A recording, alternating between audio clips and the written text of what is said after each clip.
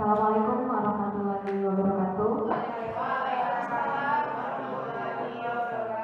Yang saya hormati Bapak Kepala Sekolah, Bapak Ibu Dewan Guru yang berkesempatan hadir pada kegiatan kita pada hari ini, yang mana kegiatan kita adalah diseminasi menyebarkan pemahaman dan penerapan budaya positif di SMA Negeri 4 Pakis.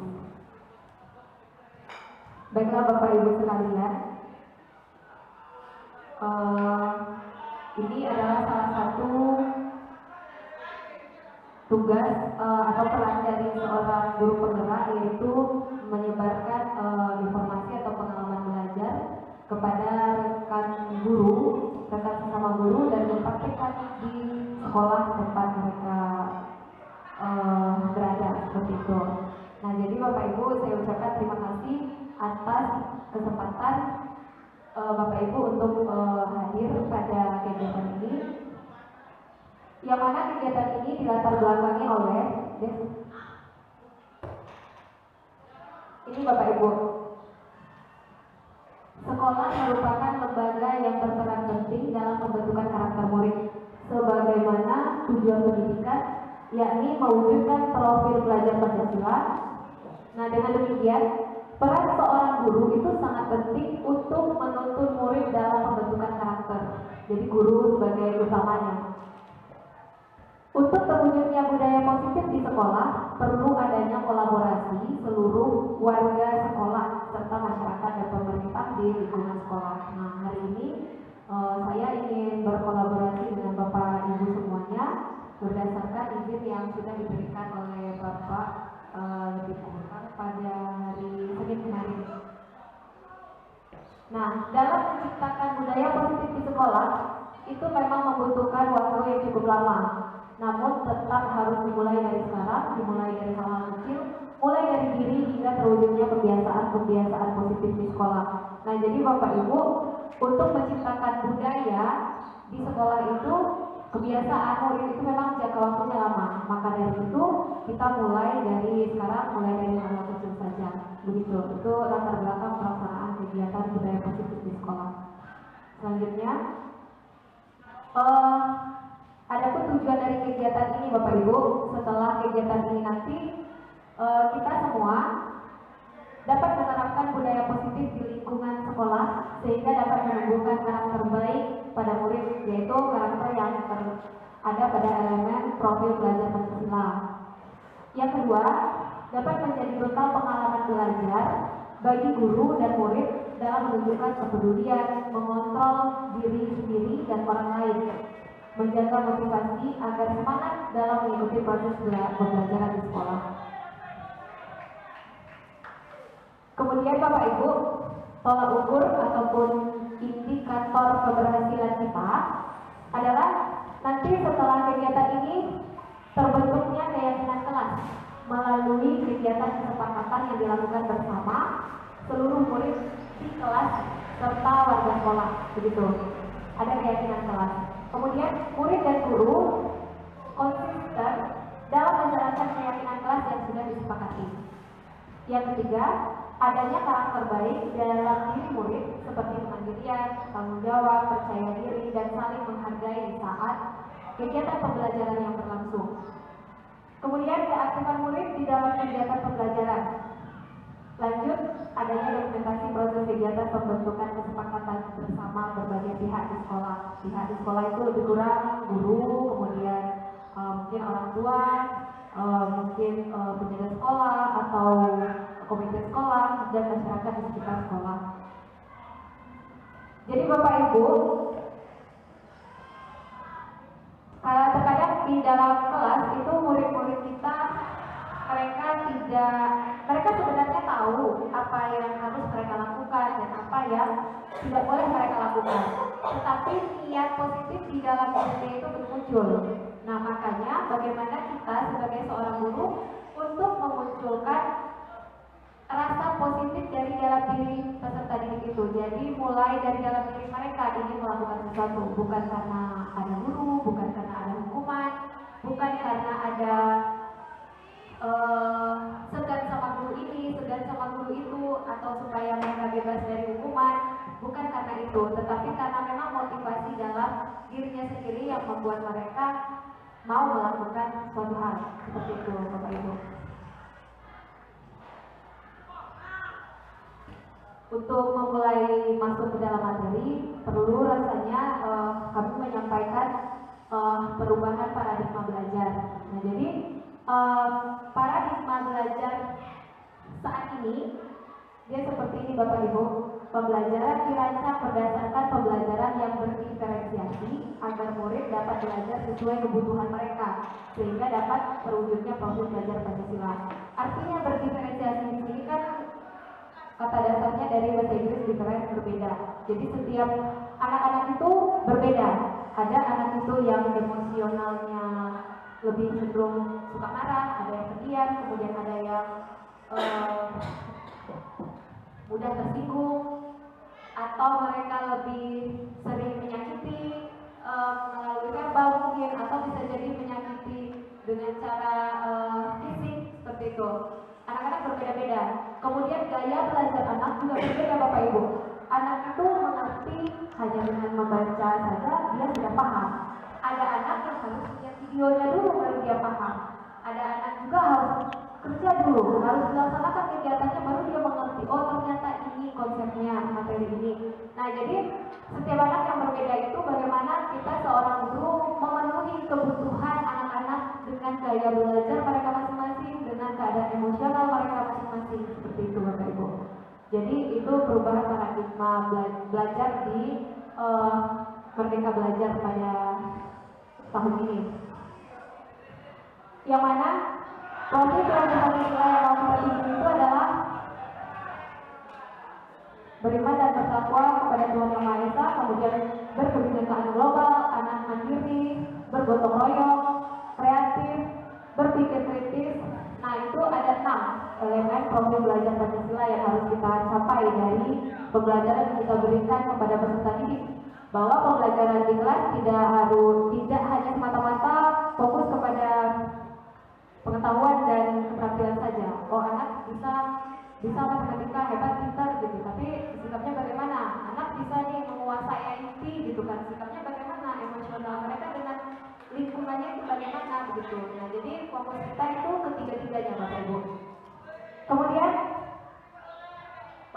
atas dasar apa paradigma belajar ini harus berubah, Bapak Ibu? Itu dari filosofi pemikiran Ki Hajar Dewantara, yang mana di dalam tulisannya beliau menyatakan bahwa tujuan pendidikan itu adalah menuntut segala kodrat yang ada pada anak-anak agar mereka dapat mencapai keselamatan dan kebahagiaan yang setinggi-tingginya, baik sebagai manusia maupun sebagai anggota masyarakat.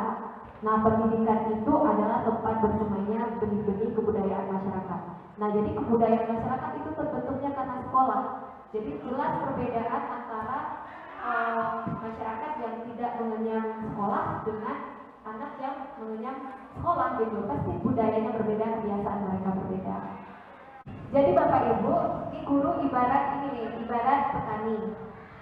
Nah, kita di dalam Tapiran 1 Dasar-Dasar Pendidikan Keluarga ini dari Ki Hajar Dewantara, tulisan dia mencontohkan, kita ambil contoh perbandingannya dengan hidup tumbuh-tumbuhan. Seorang petani dalam hakikatnya sama kewajibannya sebagai seorang pendidik. Nah, yang menanam padi misalnya hanya dapat menuntut tumbuhnya padi, dia dapat memperbaiki kondisi tanah, memelihara tanaman padi, memberi pupuk air, membasmi ulat-ulat, jamur dan segala macam. Nah, itu tugas dari seorang petani. Sama halnya dengan seorang guru. Guru juga menganggap anak didik kita itu seperti padi, bahwa mereka tidak akan bisa jadi jagung. Mereka itu kodratnya itu tidak bisa kita ubah. Yang anak yang seperti ini tidak bisa mengubah seperti apa yang kita inginkan, tapi kita hanya bisa memelihara mereka supaya mereka tidak membahayakan dirinya sendiri. Membahayakan itu misalnya mereka malas belajar. Mereka malas belajar berarti kan membahayakan dirinya sendiri gitu. Kemudian mereka terbiasa berkata kasar kepada orang lain, itu juga membahayakan dirinya. Kenapa? Nanti di dalam masyarakat dia pasti menemukan berbagai macam masalah seperti itu. Lanjut. Selanjutnya ini dia kenapa kita melaksanakan Merdeka Belajar. Dasarnya itu ada dua yang ditampilkan di sini. Yang pertama, bahwa dulu Ki Hajar Dewantara itu yang merupakan Bapak Pendidikan Indonesia mengatakan bahwa dalam proses menuntun diri anak perlu merdeka dalam belajar serta berpikir, dituntun oleh para pendidik agar anak tidak kehilangan arah serta membahayakan dirinya. Semangat agar anak dapat bebas belajar, berpikir agar dapat mencapai keselamatan dan kebahagiaan berdasarkan kesusilaan manusia. Ya, inilah akhirnya menjadi tema besar kebijakan pendidikan Indonesia saat ini, yaitu Merdeka Belajar. Selanjutnya juga tertuang di dalam Undang-Undang Republik Indonesia Nomor 20 Tahun 2003 tentang Sistem Pendidikan Nasional Pasal 3, di mana pendidikan diselenggarakan agar setiap individu dapat menjadi manusia yang beriman dan bertakwa kepada Tuhan Yang Maha Esa, berakhlak mulia, sehat, berilmu, cakap, kreatif, mandiri, dan menjadi warga negara yang demokratis dan bertanggung jawab. Jadi di sini nggak ada prestasi kan Bapak Ibu. Di dalam tujuan pendidikan nasional yang ada di dalam Undang-Undang Republik Indonesia itu tidak ada membentuk anak berprestasi, anak berilmu, gitu. Anak cakap lalu kreatif. Kreatif mereka itu berbeda-beda. Kreatifnya anaknya ini begini, kreatif anaknya itu begitu. Jadi seperti itu. Jadi kita hanya menuntut mereka berjalan sesuai dengan kodratnya itu, supaya mereka tidak kehilangan arah dan membahayakan dirinya sendiri. Next. Ini Bapak Ibu, saya mohon ada 2 orang yang mau berpartisipasi untuk melaksanakan kegiatan ini. Kegiatannya adalah Anda dan teman Anda akan melakukan kegiatan cobalah buka. Anda adalah A, tugas Anda adalah mengepalkan salah satu tangan Anda. Coba Anda bayangkan bahwa Anda menyimpan sesuatu yang sangat berharga di dalam kepala tangan. Kemudian menjaga benda itu supaya tidak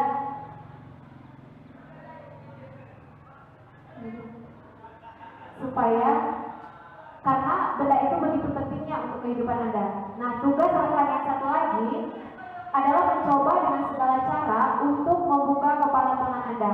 Teman Anda boleh membujuk, menghardik, mengintimidasi, memarahi, menggoda, mengkritik, bahkan menawari Anda uang agar Anda bersedia membuka kepala tangan itu.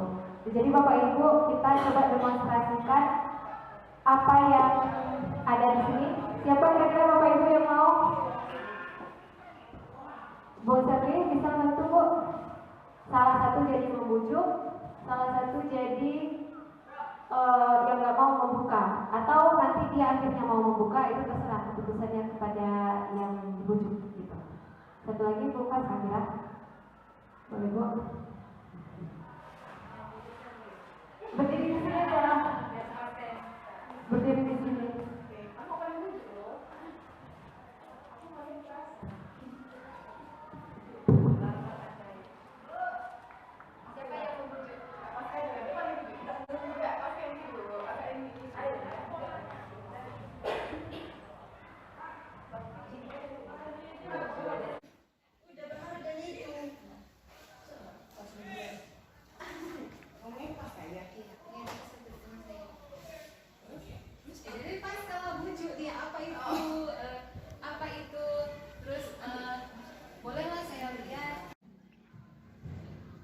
Ada sesuatu di tangan saya.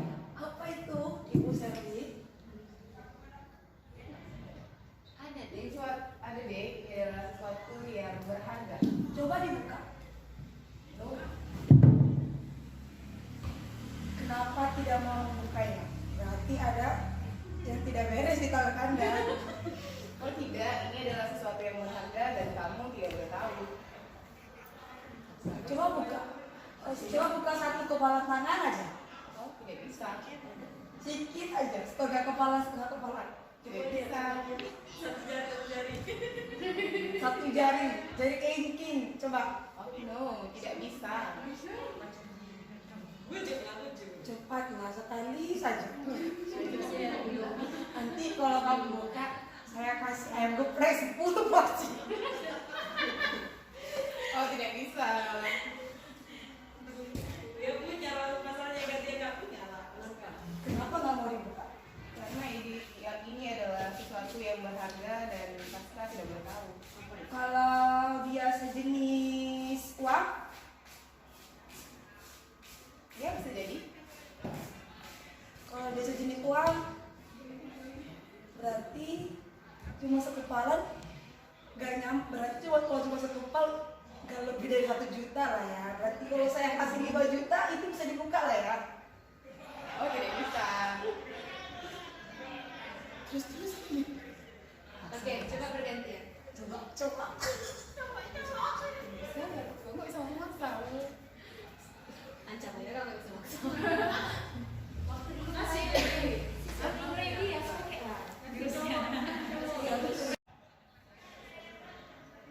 Coba tebak apa yang ada dalam ini. Saya tidak mau nebak. Saya mau Anda buka tangan Anda. Tidaklah, tebak dulu. Kalau Anda tidak mau membuka, saya gigit Anda.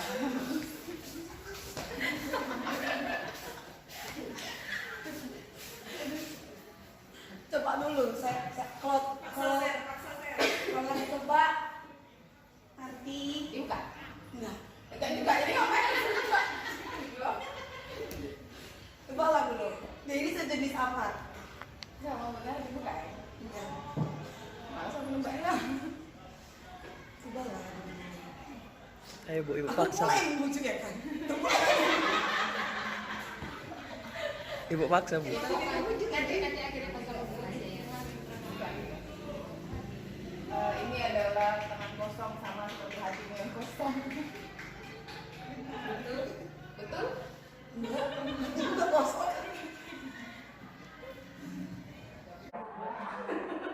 Nah, gitu aja. Tepuk tangan Bapak Ibu.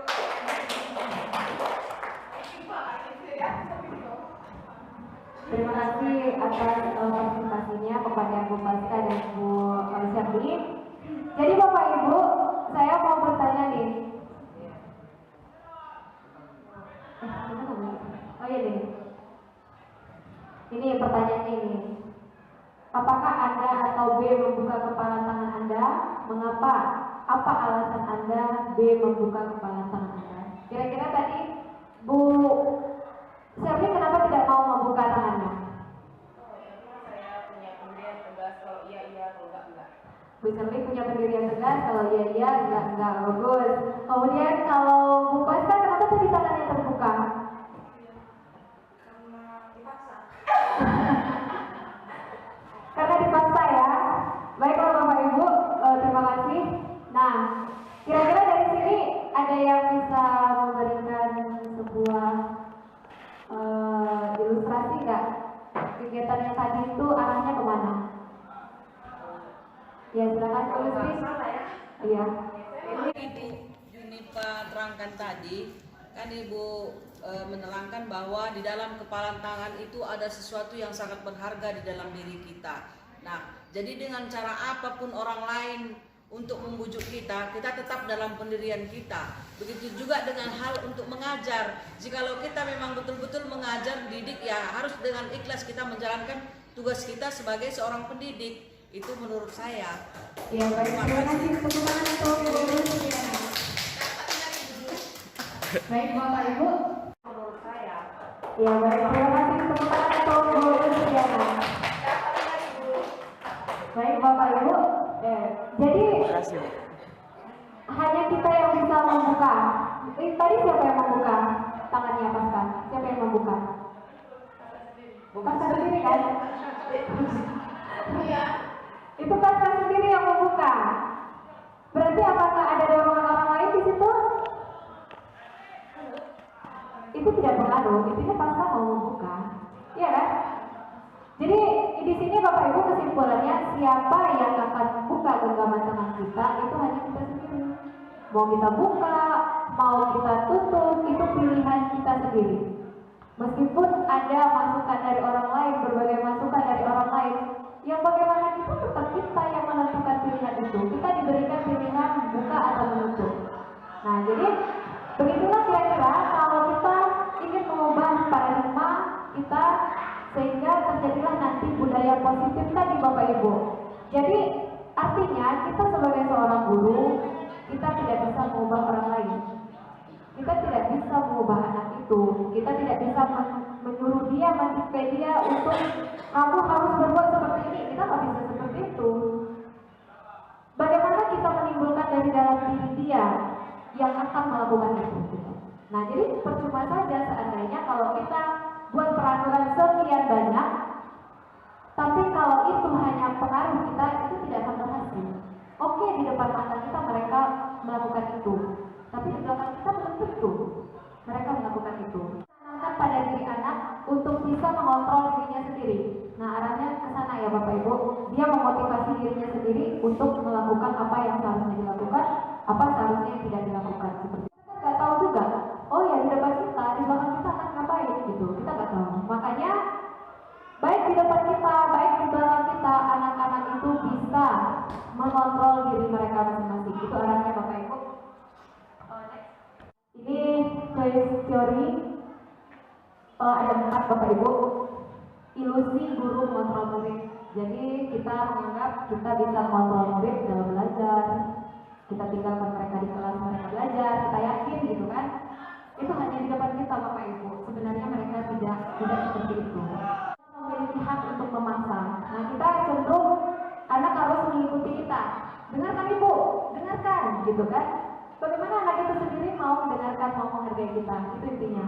Intinya anak punya nilai menghargai kita supaya ketika kita ngomong anak tidak ngomong gitu. Kemudian ilusi penguatan positif atau bujukan positif, efektif dan bermanfaat. Bujukan itu bermanfaat. Sekarang memang bermanfaat dibuka, tapi sebenarnya ketika kegiatan lain bisa jadi pasrah tapi nggak mau buka lagi, ya kan? Itu mungkin di depan Charlie, itu mungkin di depan kita seperti itu. Kemudian ilusi kritik yang membuat murid merasa bersalah dapat menguatkan karakter kita.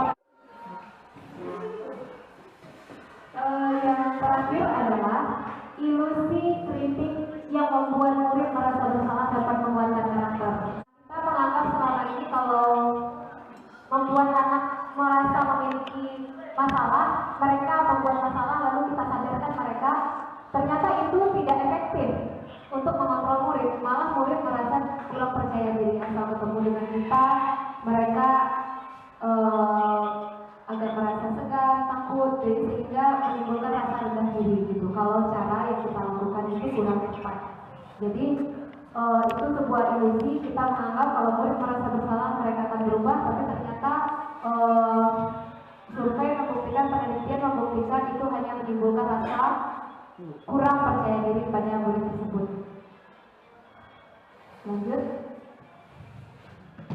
Baik Bapak Ibu, ini adalah materi yang harus kita bahas pada hari ini. Yang pertama, disiplin positif.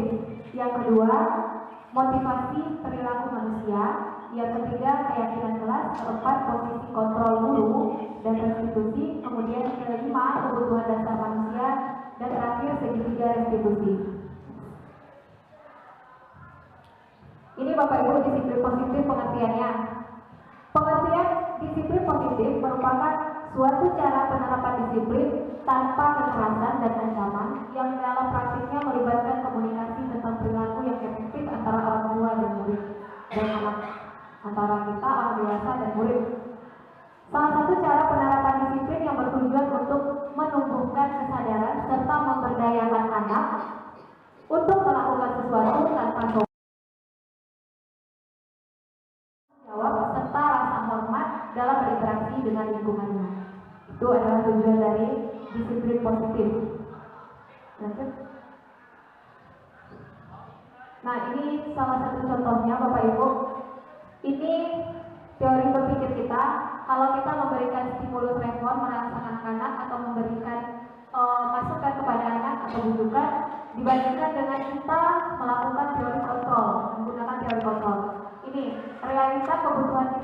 Jadi kalau kita memberi masukan kepada anak atau membujuk anak, seolah-olah anak itu sama kebutuhannya dengan kita, padahal sebenarnya berbeda.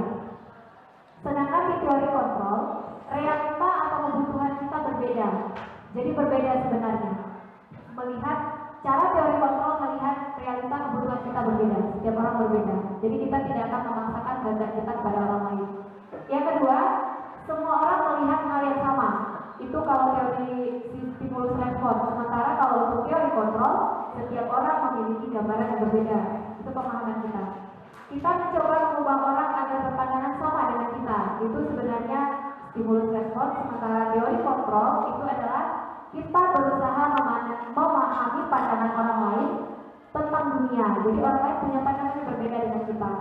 Sedangkan yang stimulus respon, perilaku buruk dilihat sebagai suatu kesalahan. Setiap anak-anak melakukan kesalahan itu kita sesuatu sikap yang buruk, perilaku yang buruk kita anggap itu adalah sebuah kesalahan.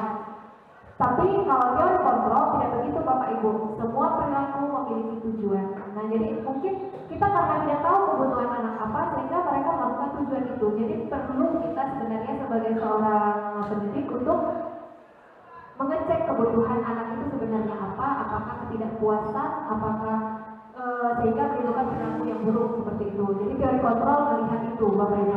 Next. Kemudian stimulus respon itu orang lain bisa mengontrol saya. Jadi orang lain bisa mengecek saya, melihat perkembangan saya. Sementara teori kontrol melihat hanya Anda yang bisa mengontrol diri Anda sendiri. Maka mereka tetap mandiri. Saya bisa mengontrol orang lain. Tidak. Di dalam teori kontrol kita tidak bisa mengontrol orang lain. Pemaksaan ada pada saat bujukan gagal. Jadi misalnya kita bujuk nih, nah bikinlah ini anak ya. Terus anak gak bikin. Kamu harus bikin ini karena kamu kan belajar di sekolah. Masa kamu tidak belajar gitu? Itu kan bujukan. Tetapi ketika bujukan itu gagal, akhirnya kita mengancam anak, kita memaksa anak. Ya udah kalau kamu nggak ngerjakan nggak apa-apa, nilainya udah selesai ya. Kamu silakan kerjakan. Nah itu kan jadinya seperti itu. Itu kalau kita melakukan stimulus respon tadi. Tetapi kalau kita menggunakan teori kontrol, kolaborasi dan konsensus, menciptakan pilihan-pilihan baru. Jadi ada pilihan-pilihan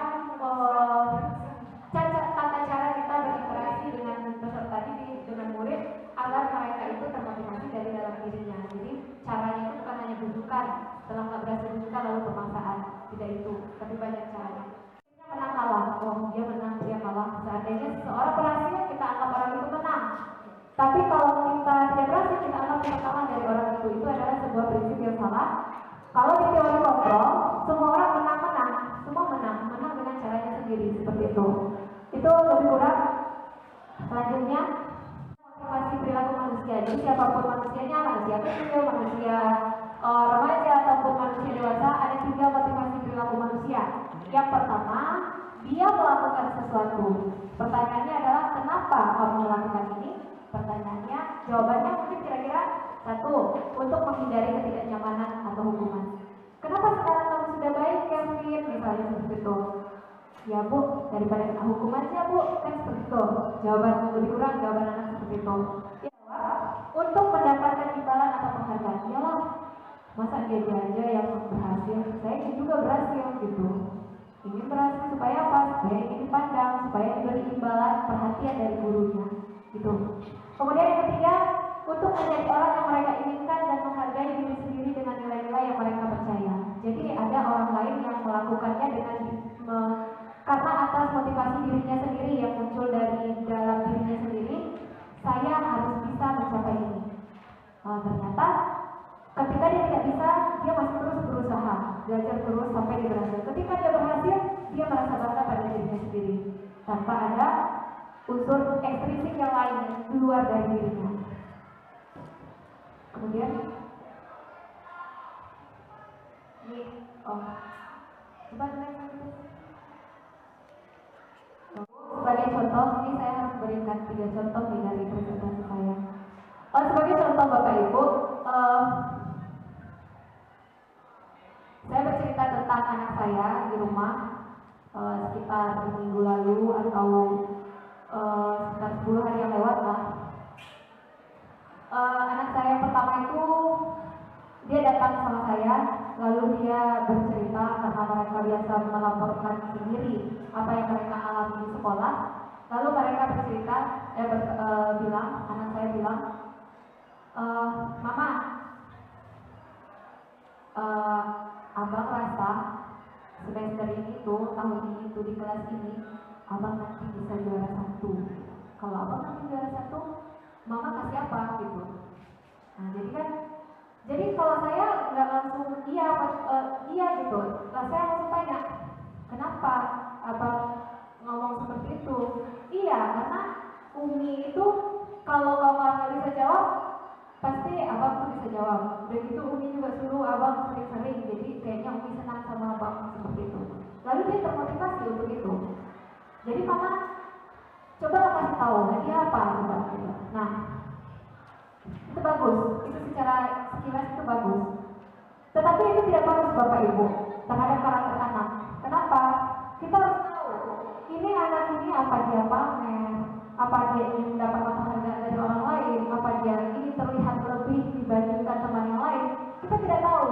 Di samping kalau ilmu pengetahuan itu mudah saja kita dapat, tetapi karakter dia yang terbentuk itu kan tidak seperti itu yang kita inginkan. Nah saya bilang, Mama kalau mau kasih hadiah, Mama kasih hadiah. Kalau nanti bakal Mama kasih hadiah, ya Mama kasih hadiah. Gak ada masalah dengan itu, gak ada hubungannya antara kasih hadiah dengan belajar. Jadi kalau ingin berhasil aja, kejar aja sendiri, buat sendiri sudah. Bukan karena Umi, bukan karena siapa gitu. Karena abang mungkin senang gak kalau berhasil? Senang, berarti abang mencapai visi abang. Apa itu visi katanya? Visi itu cita-cita abang ke depan. Jadi cita-cita ke depan tercapai. Berarti kalau tercapai kita berhasil. Kita berarti sudah menjadi orang dewasa. Seperti itu saya jelaskan. Jadi Bapak Ibu, itulah lebih kurang kenapa motivasi itu bisa berubah dan itu bisa gagal jadinya terhadap karakter peserta didik apabila motivasi itu tidak berasal dari yang ketiga Bapak Ibu. Nah, itu salah satu contoh. Kemudian ini istirahat gimana Bapak Ibu, lanjut lagi sedikit. Nah, saya di sini memperkenalkan kepada Bapak Ibu perbedaan antara hukuman, konsekuensi, dan restitusi. Ini kita ada bahasa yang baru di sini. Mungkin hukuman dan konsekuensi Bapak Ibu sudah pernah dengar. Kemudian restitusi itu adalah sebuah proses atau cara mendisiplinkan orang lain dengan cara restitusi. Begitu juga dengan hukuman juga cara mendisiplinkan orang lain. Tapi metodenya berbeda dan hasilnya pasti akan berbeda. Jadi kalau kita menggunakan hukuman itu identitas gagal. Nah, ciri-cirinya adalah sesuatu yang menyakitkan harus terjadi. Kalau kita mau hukum anak itu pasti sesuatu menyakitkan akan terjadi.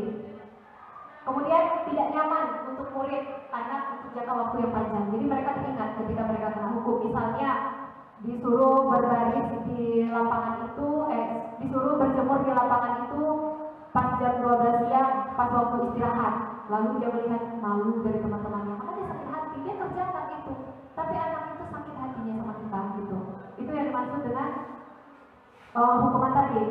Korban mendapatkan keadilan. Si korban, siapa yang jahat, mereka mendapatkan keadilan. Nah yang ini tentu merasa tidak mendapatkan keadilan gitu.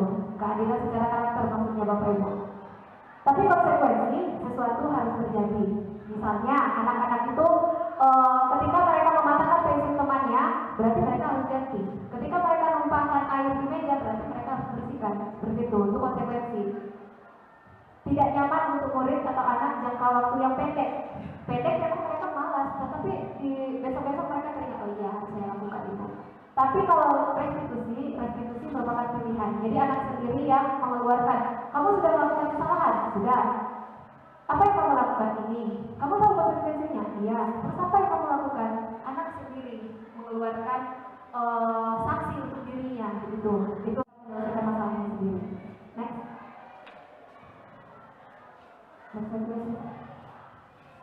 Nah, kalau ketika hukuman peraturannya adalah kamu harus. Jadi Bapak nggak mau tahu, kamu harus begini. Ya harus begini ya dikerjakan, tapi kan ya sakit hatinya, betul. Kemudian kalau konsekuensi apa peraturannya, mampukah kamu melakukannya? Terima kasih. Ya udah kamu lakukan aja. Jadi kalau anak terlambat, apa hukumannya?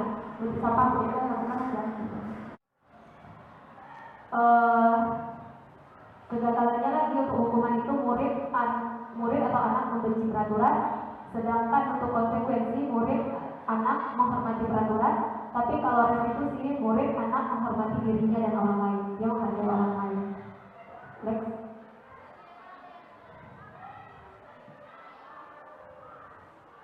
Nah, modelnya paksaan, kemudian konsekuensi itu modelnya stimulus respon, restitusi itu teori kontrol Bapak Ibu yang tadi sudah dijelaskan di awal.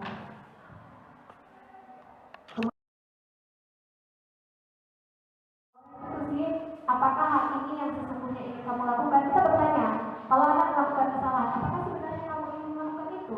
Enggak, bos, saya sebenarnya nggak itu sih tujuannya. Mungkin lebih kurang seperti itu bahasa yang kita keluarkan di dalam melakukan budaya positif.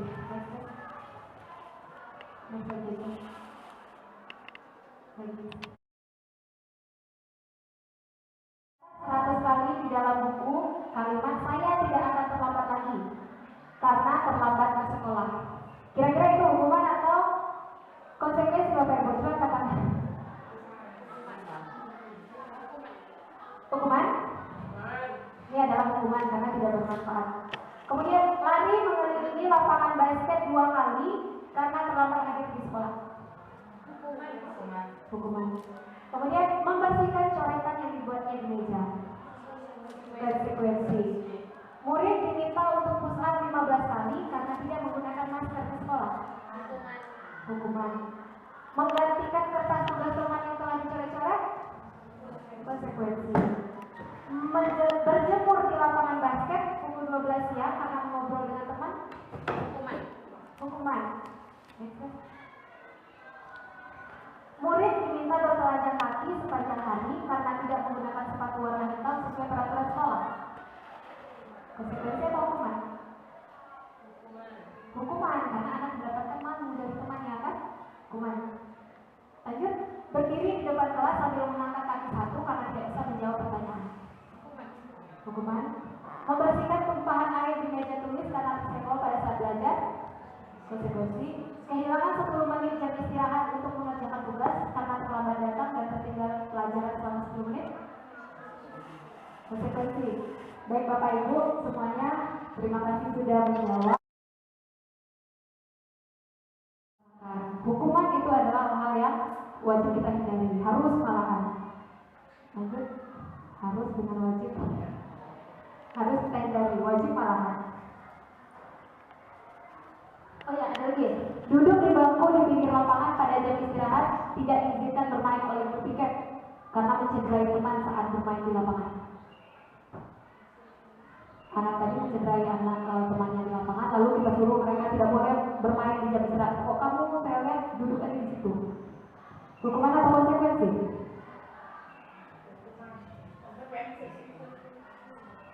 Siapa yang jawab konsekuensi? Apa alasannya Bu Herlin?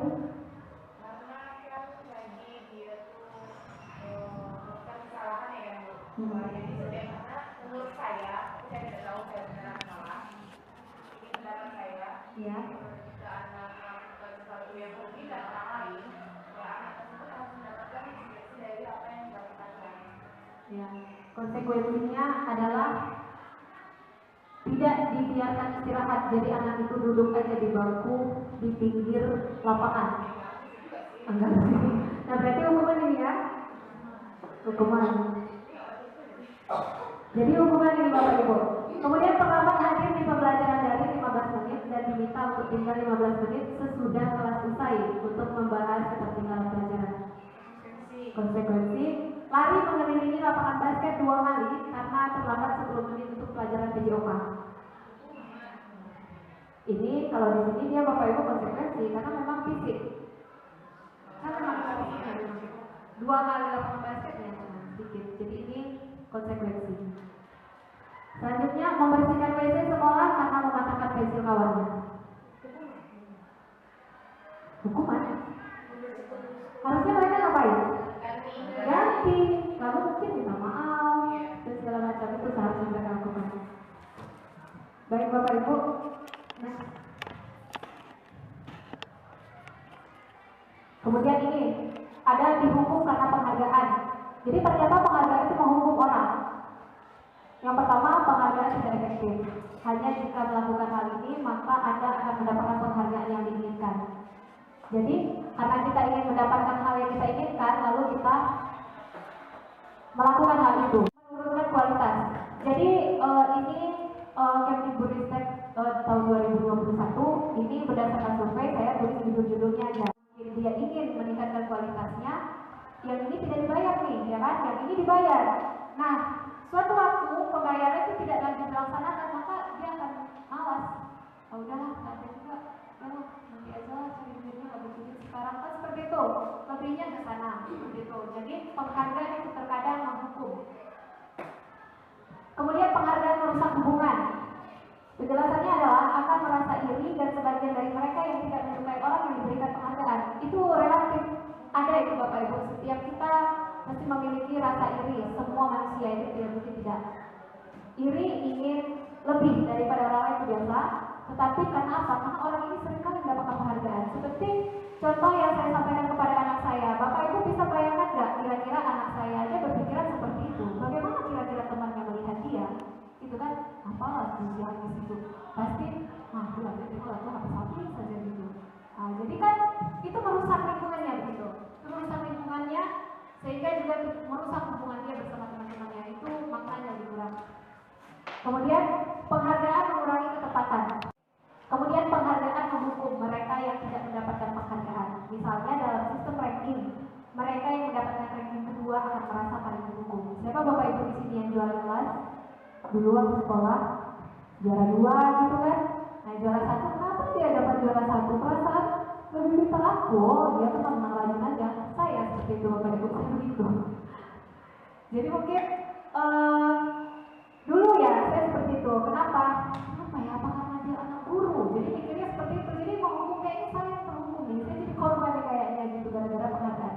Makanya salah satu hal juga kenapa ranking itu ditiadakan, karena merusak karakter, tidak hanya karakter pribadi, juga karakter orang-orang di sekeliling yang mendapat penghargaan itu. Next. Nah ini, saat seorang anak belajar untuk pertama kali, ini contoh nih Bapak Ibu, menggabungkan huruf-huruf dan kata-kata, serta menyadari bahwa ia dapat membaca, timbul pijar di matanya dan sebuah senyuman di wajahnya. Anak tersebut begitu gembira bahwa ia telah mempelajari dan menguasai suatu keterampilan baru. Kesadaran akan kemampuannya bahwa dia sudah dapat membaca sesungguhnya sudah merupakan sebuah penghargaan. Jadi dia sudah menghargai dirinya sendiri, berhasil. Dia harusnya sudah bangga dengan itu. Tetapi jika kita memberikan penghargaan kepada seorang anak pada saat dia merasa bangga itu dengan pencapaiannya sendiri, maka kita akan mengambil kegembiraan yang saat itu sedang dirasakannya secara alamiah. Jadi secara nggak langsung sebenarnya kita mengambil kegembiraan dia gitu. Akhirnya dia fokusnya tidak untuk belajar, tapi gimana untuk mencapai itu supaya dapat hadiah lagi. Jadi, selanjutnya menciptakan kondisi bagi murid untuk memperbaiki kesalahan mereka sehingga mereka bisa kembali pada kelompok mereka dengan karakter yang lebih kuat. Merupakan proses kolaboratif yang mengajarkan murid untuk mencari solusi untuk masalah mereka dan membantu murid berpikir tentang orang seperti apa yang mereka inginkan dan bagaimana mereka harus memperlakukan orang lain. Jadi restitusi seperti itu pengertiannya. Ciri restitusi bukan untuk menebus kesalahan, namun untuk belajar dari kesalahan. Restitusi memperbaiki hubungan yang rusak. Yang ketiga, restitusi adalah tawaran, bukan paksaan. Restitusi menuntut untuk melihat ke dalam diri, mencari kebutuhan dasar yang mendasari tindakan mereka, dan cara restitusi ini adalah cara yang paling baik. Jadi setiap anak sesuai dengan yang kita bahas tadi, bahwa setiap anak pasti punya tujuan kenapa mereka melakukan itu. Meskipun mereka melakukan hal yang buruk sekalipun, pasti mereka punya tujuan. Lanjut. Nah ini Bapak Ibu, keyakinan kelas. Keyakinan kelas ini adalah pembuatan keyakinan melibatkan semua warga kelas melalui kegiatan curah pendapat. Keyakinan kelas ditinjau kembali dari waktu ke waktu. Keyakinan itu adalah nilai-nilai kewajiban universal yang disepakati secara tersirat dan tersurat, lepas dari latar belakang suku, negara, bahasa, maupun agama. Nah, ini Bapak Ibu, kan tadi itu sesuatu yang kita sepakati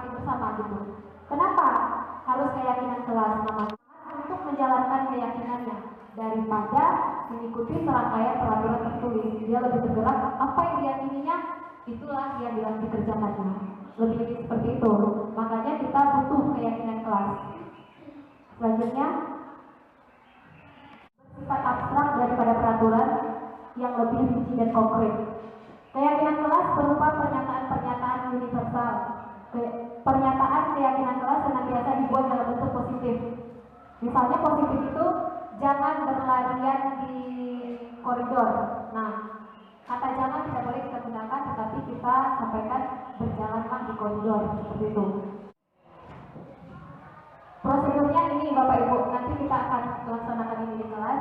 Mempersilahkan warga sekolah atau murid di sekolah atau kelas untuk bersurat pendapat tentang peraturan yang perlu disepakati. Sebutkan dulu rilis peraturannya apa saja.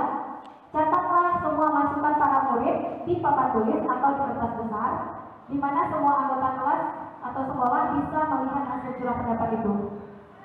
Yang ketiga, susunlah keyakinan kelas sesuai prosedur pembentukan keyakinan sekolah atau kelas. Gantilah kalimat-kalimat bentuk negatif menjadi positif. Misal jangan berlari di kelas atau koridor, diubah menjadi berjalanlah di kelas atau koridor. Next. Ini prosedurnya. Yang keempat, tinjau kembali surat pendapat yang sudah dicatat. Kemudian kita ubah menjadi sebuah nilai-nilai kebajikan. Contoh, berjalan di kelas, dengarkan guru, datanglah tepat waktu. Itu semua dalam satu keyakinan, yaitu saling menghormati atau nilai kebajikannya hormat. Jadi hormati orang lain, menghargai orang lain. Itu seperti itu bunyi dari keyakinan kelas tersebut. Yang kelima, kita tinjau ulang bersama-sama. Kemudian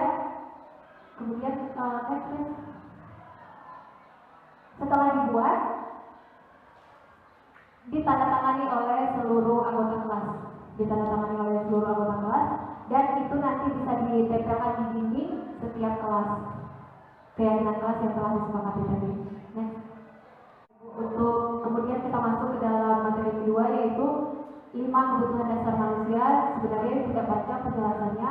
Kebutuhan dasar manusia itu tidak kebutuhan pangan, sandang, tempat, nggak seperti itu.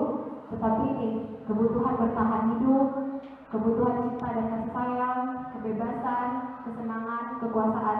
Jadi setiap orang ingin bertahan hidup. Bagaimana cara dia pergi ke sekolah, pakai apa? Kita harus ngerti gitu. Kita harus mengerti kebutuhan anak-anak kita. Butuh cinta dan kasih sayang. Setiap orang ingin kebebasan. Kalau bisa bebas nggak kita ya, nggak ada yang mengikat kita. Kita bebas melakukan kreativitas kita sendiri. Kita ingin hidup kita seperti apa, tidak ada yang memaksa kita. Seperti itu. Kemudian kita butuh kesenangan. Kita ingin senang. Jadi kalau ada orang lain yang mengganggu kesenangan kita, itu lebih cenderung kita agak merasa tersinggung sedikit karena kesenangan kita diambil, seperti itu. Kemudian kekuasaan. Setiap orang memiliki kekuasaan, seperti contoh murid kita tadi. Mereka ingin berkuasa, ingin terlihat punya power. Itu semua adalah kebutuhan dasar. Wajar seperti itu. Ini Bapak Ibu, 5 posisi kontrol guru. Jadi posisi guru itu ada 5 di depan muridnya. Apakah guru sebagai penghukum, itu secara fisik dan verbal, atau guru sebagai pembuat merasa bersalah, atau guru itu berposisi sebagai teman, sebagai pemantau, ataupun sebagai manajer. Nah, kira-kira Bapak Ibu posisi yang mana? Next, yes. Kalimat yang sering digunakan oleh guru yang dia penghukum adalah patuhi aturan saya atau awas. Kamu selalu saja salah. Pasti selalu kamu yang akhir selesai. Nah, guru seperti ini senantiasa percaya hanya ada satu cara agar pembelajaran dia berhasil, yaitu caranya dia. Maunya saya begini, belajar itu gitu. Nah, itu lebih kurang ciri-ciri guru sebagai seorang penghukum. Next. Membuat merasa bersalah. Nah, guru akan bersuara lebih lembut sedikit, lebih lembut tapi menyakitkan sebenarnya bagi anak. Contoh bahasa yang kita keluarkan itu adalah, ibu sangat kecewa sekali dengan kamu. Berapa kali bapak harus memberitahu kamu ya? Gimana coba kalau orang tua kamu tahu ini kelakuan kamu? Nah, maka anak-anak itu memang sadar dia merasa bersalah. Mereka akan merasa bersalah, tetapi posisi murid di sini penilaian dirinya yang buruk. Oh saya salah, saya mengecewakan banyak orang dan lain sebagainya. Nah, dia merasa tidak berharga dan telah mengecewakan orang-orang yang disayanginya. Jadi itu karakter yang kurang baik. Harusnya anak percaya diri untuk mengubah dirinya, tapi dia malah merasa rendah diri seperti itu. Kontrol guru yang ketiga itu adalah posisi sebagai teman. Teman itu tidak akan menyakiti muridnya. Mengontrol murid melalui persuasi atau mengajak, ayo, ya kan? Menggunakan hubungan baik dan humor. Nah, jadi kalau mau menegur anak yang salah, guru yang berposisi sebagai teman ini dia lebih cenderung pakai humor.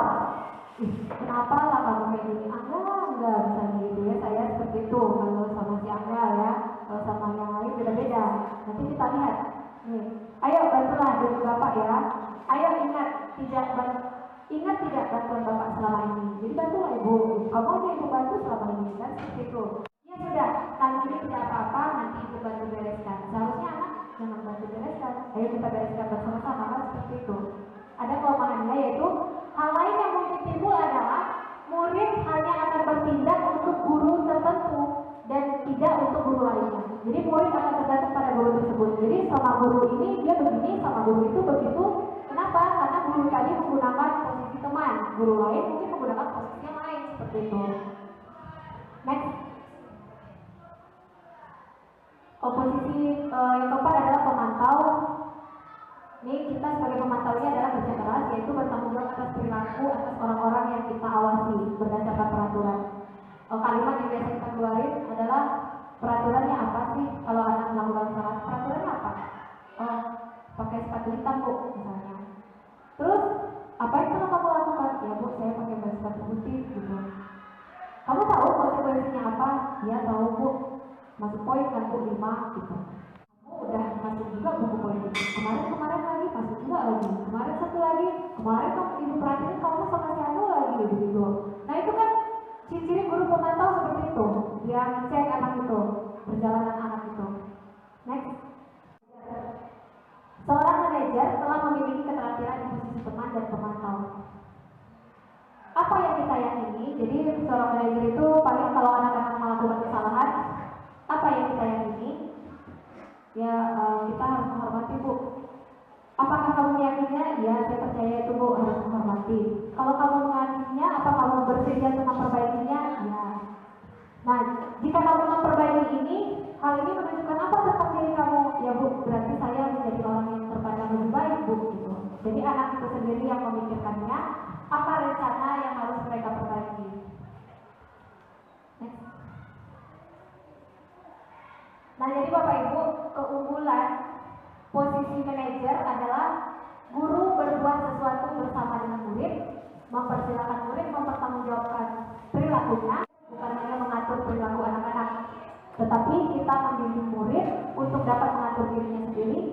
Seorang manajer bukannya memisahkan murid dari kelompoknya, tapi mengembalikan murid tersebut ke kelompoknya dengan lebih baik dan lebih kuat. Itu adalah yang pertama, menstabilkan identitas. Nanti kita akan lihat video validasi tindakan yang salah. Kamu tentu punya alasan mengapa mereka melakukan itu. Kemudian validasi tindakan yang salah itu, adakah cara yang lebih efektif untuk mendapatkan apa yang kamu butuhkan? Jadi kita lebih ke anak itu sendiri yang mengeluarkan, kita mengamalkan saja. Kemudian terakhir menanyakan keyakinan. Keyakinan kelas apa yang telah kita sepakati? Ini bu, ternyata saya melanggar, saya bersalah. Kamu ingin seperti orang yang seperti apa? Ya saya ingin menjadi orang yang baik, ingin terlihat saya lebih unggul daripada teman-teman yang lain, misalnya seperti itu. Lalu mereka akan menemukan sendiri. Kalau kamu ingin menjadi orang yang unggul, bagaimana caranya? Mereka akan mengeluarkan caranya mereka sendiri.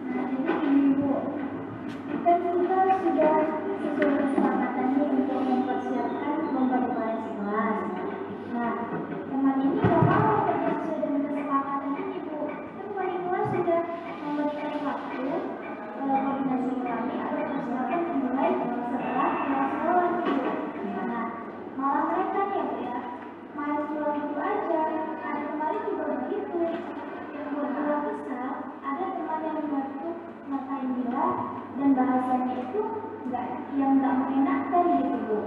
Ya Bila langsung mengerti dia dong. Masa dia bilang begitu sama Bila, bahkan yang Bila lakukan sudah sesuai kesepakatan bersama itu lagi. Oh begitu. Nah jadi sekarang Bila lagi misal nih ya ceritanya melihat juga teman-temannya, apalagi mereka ada yang berbentuk. Ya tentu Bila merasa kesal ya kan. Nah padahal Bila hanya melaksanakan perintah dari kelas begitu ya. Iya benar. Kalau ibu yang jadi Bila bisa jadi itu juga susah sih. Ya pasti dong Bu. Apalagi posisi zaman sekarang kita juga energi juga sudah nggak seperti waktu kita datang sekolah kan benar tidak? Benar sih Bila, itu seperti juga. Nah kira-kira apa yang terjadi setelah Bila memasuki kelas? Ya, nah kira-kira apa ya yang harus Bila lakukan untuk menyelesaikan masalah ini? Ya tadinya harusnya dia bicara baik-baik Bu, tidak langsung memaki teman itu. Dan kalau mereka tidak mau kerja sesuai dengan kesepakatan, harusnya dia mengambil kebijakan seperti melapor ke wali kelas gitu Bu. Nah sekarang berarti Bila sudah tahu apa yang harus Bila lakukan ya? Iya Bu, kita tahu dan dia baru sadar bahwa yang dia lakukan tadi itu salah. Jadi sekarang apa yang mau Bila lakukan? Ya Bila kembali ke kelas Bu untuk menjumpai teman tadi dan meminta maaf dan membuat janji hari pengganti kerja supaya teman-teman bisa kerja sesuai dengan waktu yang mereka punya saja. Kemudian Bila langsung lapor ke wali kelas. Gitu. Nah baiklah kalau begitu. Tetap semangat ya Sabila ya. Ya Bu, terima kasih. Kalau gitu kita lanjut dulu ya Bu ya. Kalau ini kan kita capek setiap pergantian murid kita jelaskan gitu ya. Saya menjelaskannya, nah iyalah kan terlihat rapi. Tentu saya sambil berhumor ya kan. Saya anggap teman karena saya juga tidak mungkin menyalahkan sekolah atau menyalahkan murid karena memang menurut saya juga kalau rambut pendek itu memang rapi gitu. Nah, penjelasannya saya tidak paham menjelaskannya begitu. Mungkin karena kita kurang arahnya kemana. Sehingga peserta didik itu dia hanya peraturan sama hanya tertulis di kertas yang harus mereka ikuti saja. Mereka tidak yakin untuk itu, maka perlulah ada keyakinan kelas Bapak Ibu. Begitu juga di dalam ruangan kelas, setiap ruangan kelas itu hendaknya ada keyakinan kelas. Apa nilai-nilai kebajikan yang harus mereka taati oleh semua penghuni kelas itu. Mudah-mudahan dengan begini, tujuan kita ini kan adalah untuk menciptakan budaya positif kan Bapak Ibu, menciptakan disiplin positif. Semoga dengan adanya keyakinan kelas tadi nanti itu peserta didik kita bisa berubah dengan lebih baik dan kita harapannya anak SMA 4 itu tidak ada lagi yang hobi membuli temannya dan lain-lain sebagainya seperti itu. Harapannya seperti itu arahnya. Kira-kira gimana Bapak Ibu? Setuju? Mungkin ke kelas 10 yang lebih sebelumnya kan. Kelas 10 ini mungkin mereka sangat butuh keyakinan kelas dan pikir. Karena hampir setiap kelas itu mereka ada aja yang usil seperti itu. Bukan berarti kelas 11 dan 12 tidak perlu. Jadi Bapak Ibu sudah sepakat kemarin dengan Bapak Kepala Sekolah untuk melaksanakan praktik ini di kelas. Nanti tadi kita izin sama Bunda sama Bunda. Saya ingatkan kembali untuk pembuatan keyakinan kelas itu hanya 3 sampai 7 saja keyakinan. Karena kan dia nilai kebajikan yang harus ada di kelas itu. Jadi kalau peraturan itu dia banyak. Peraturan itu banyak, tetapi peraturan itu banyak yang satu nilai dia. Nah jadi yang kita buat itu nilai-nilai itu tadi di dalam keyakinan kelas itu 3 sampai 7. Kenapa harus sedikit? Karena supaya anak mudah mengingatnya, gitu. Oh iya, kalau kegiatan ini kayak ini berarti saya tidak menghargai orang lain. Kalau saya begini saya tidak menghormati orang lain, berarti ini saya menyakiti orang lain. Jadi bahkan Bapak Ibu jika ada yang mau bertanya, kami persilakan. Baik, Bu Serli, terima kasih. Baik, Bu Serli, dipersilakan. Boleh lihat slide-nya nggak Bu Iva? Ya, slide Balik poinnya slide yang tentang penghargaan atau apa tadi ya, yang tentang juara-juara itu.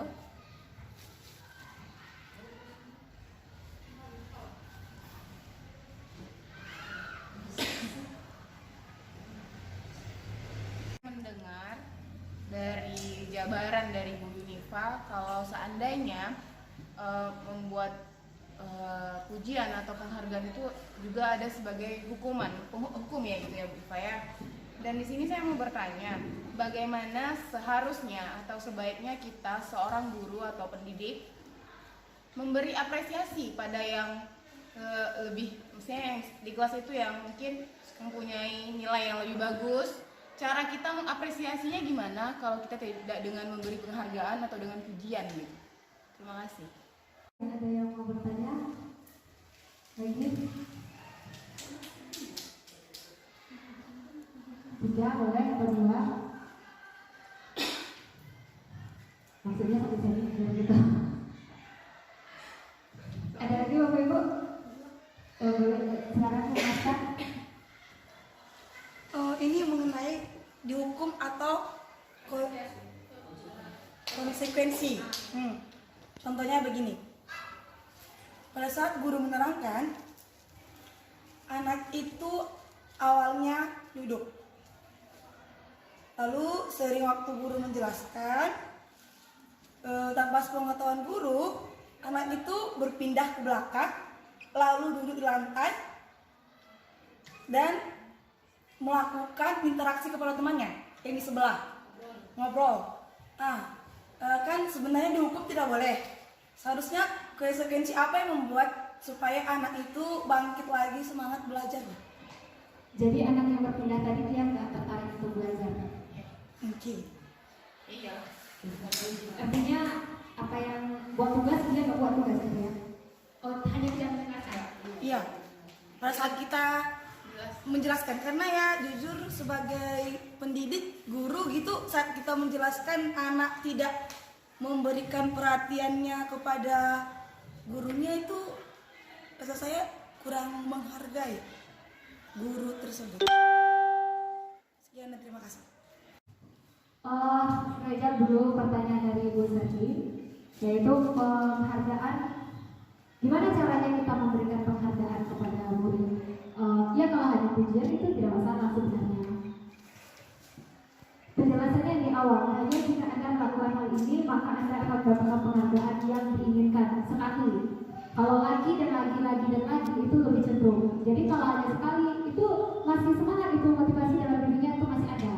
Tetapi yang secara terus menerus, seperti contoh yang saya sampaikan tadi tentang seorang penulis yang terus menerus mendapatkan imbalan, lalu ketika lagi tidak mendapatkan imbalan, dia merasa ini tidak berguna.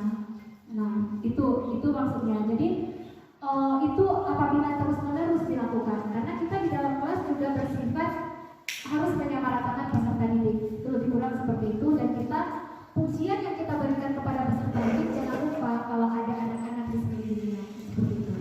Jadi boleh kita memberikan pujian itu, tetapi pujiannya yang seperti apa, mengontrol pujian yang kita berikan itu. Pasti itu kita pasti tahu kelebihan kita memuji ini, pasti kita terasa itu dalam diri kita. Nah, kelebihan. Dan kita kadang lupa dengan yang ini, lupa kita kasih pujian. Kita akhirnya harus mengasih pujian kepada setiap anak seperti itu. Kalau ketika kita lupa memberi pujian kepada satu anak yang ini, nah berarti kan nggak dipujinya, nggak ditepuk-tepukannya. Padahal sebenarnya karena kita lupa begitu, itu akan menurunkan semangat dari anak yang lain tadi gitu. Nah jadi bukan tidak boleh, tetapi tidak jangan biasakan sekali gitu. Kalau di kurikulum 13 kita harus memberikan penghargaan, kita harus memberikan konsekuensi, dan itu di dalam RPP-nya dituliskan lagi ngasih penghargaan nggak sama anak seperti itu kan. Penghargaan mungkin bentuknya tepuk tangan aja, dan itu konsisten. Konsisten itu artinya untuk seluruh murid. Nah, kalau kita terbiasa, takutnya seperti itu, terus menerus. Makanya di dalam kelas kita sebagai guru menggunakan metode pembelajaran berbeda-beda, termasuk hubungannya ke pertanyaan pasca tadi kan. Metode pembelajaran berbeda-beda yang mungkin bagi satu anak. Seperti yang saya sampaikan di awal, anak punya keberanian masing-masing, ya kan? Anak ini mungkin gak senang dengan cara ceramah gitu. Mungkin dia lebih senang itu nonton, ya kan? Dia benar-benar memperhatikan. Kemudian ada anak itu merasa gak penting dia mendengarkan guru karena dia udah ngerti, gitu kan? Nah jadi makanya kalau di dalam pembelajaran berdiferensiasi, merdeka belajar, tidak masalah. Mungkin anak itu namanya cara belajar yang estetik. Artinya kalau dengan bergerak-bergerak ini dia tuh ngerti gitu. Coba deh, kita terkadang kita sendiri kinestetik gitu. Kita kalau mau berpikir, kalau saya kayak gini, harus kalau bayangin kan, itu kan kinestetik, itu biasa aja. Jadi kita di dalam kelas memang seperti bukan kita bebaskan anak ya, kita bebaskan mereka sesuai dengan kodratnya masing-masing, dengan karakternya masing-masing, kebiasaannya masing-masing. Tetapi ingat, ini ada nilai-nilai kebajikan yang harus dikontrol sama anak, seperti itu. Kalau ceramah tentang pembelajaran saya kurang melaksanakan di kelas.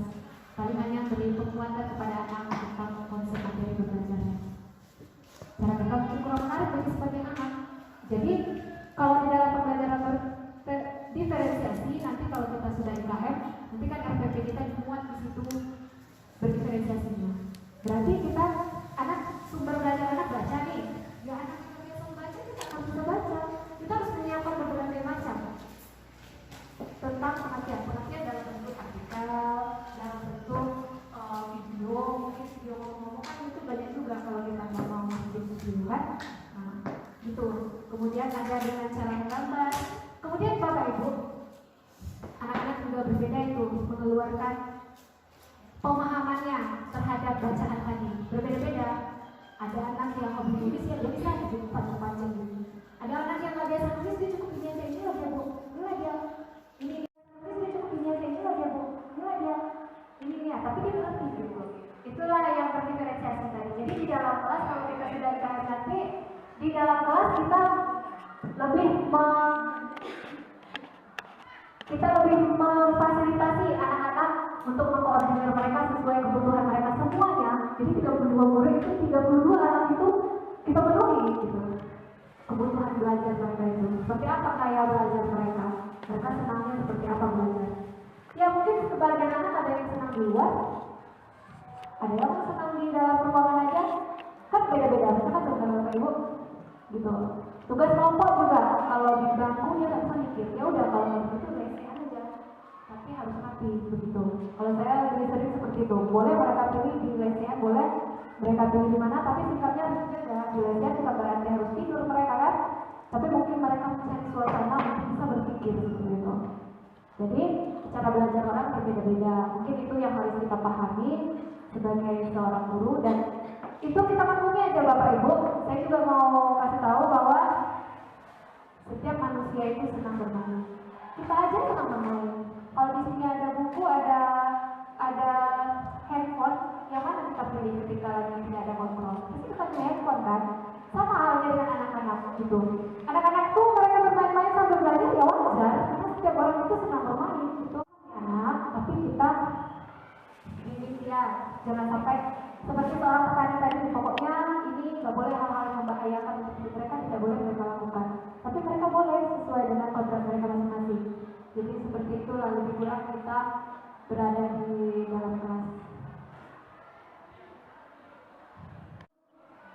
Ada pertanyaan lagi? Tidak?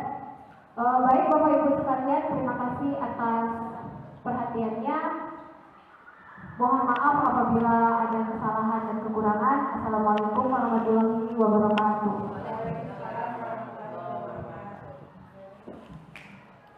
Jadi Bu Nela, abis ini kita itu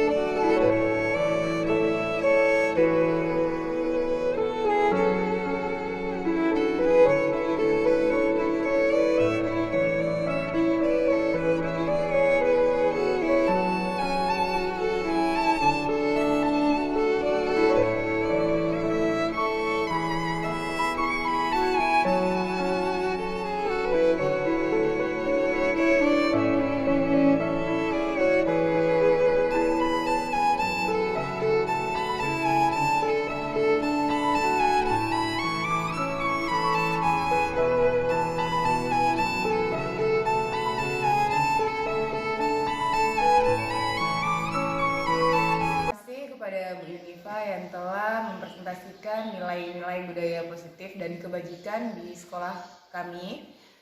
Semua yang Bu Unifa sampaikan sangat bermanfaat untuk kami para guru dan mudah-mudahan bisa diterapkan di sekolah kita nantinya. Dan saya berharap mudah-mudahan Bu Unifa kedepannya bisa menjadi contoh guru penggerak bagi kami semua. Terima kasih. Assalamualaikum warahmatullahi wabarakatuh. Terima kasih kepada Bu Unifa yang telah memaparkan materi tentang nilai-nilai kebajikan dan budaya positif di sekolah kami, itu SMA Negeri 4 Kandis, supaya kami juga bisa menerapkan nilai-nilai budaya positif kepada anak-anak dan anak-anak juga mengerti dengan budaya-budaya positif dalam kehidupan mereka sehari-hari.